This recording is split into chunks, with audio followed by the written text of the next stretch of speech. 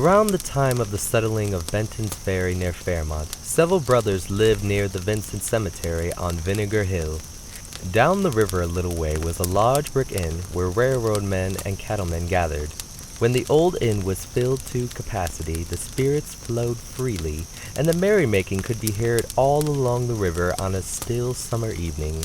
The brothers who lived on the hill specialized in making cider vinegar, which some of the cattlemen would deliver for them when they drove a herd of cattle through to the eastern markets. One night, during a heavy thunderstorm, as one of the brothers was going down the hill with a wagon load of barrels, the old mule stopped suddenly at the topmost barrel, rolled off onto the driver, pinning him to the ground. His howls and groans soon brought his brothers to his aid, and as they had been sampling the vinegar quite frequently that day, they were feeling good.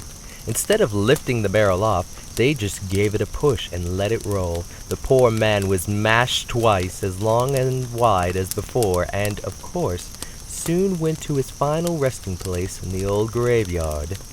Since that time, on dark and stormy nights, when the thunder rolled and rumbled around the hill, anyone who happened to be caught walking up the road would see first two large black spots that looked like eyes, and then very slowly a cloud of white mist would arise from the road and surround the spots. Then, with a cackling sound, the mist would take the form of a huge flat man, who would beckon the person to follow, all the time staggering about, sometimes falling and dancing along in front, screaming like a banshee and clapping its flattened hands until it reached the top of the hill. There, with the accompaniment of a sound like hundreds of barrels rolling down the hill, it would give one last cackle and disappear in the graveyard.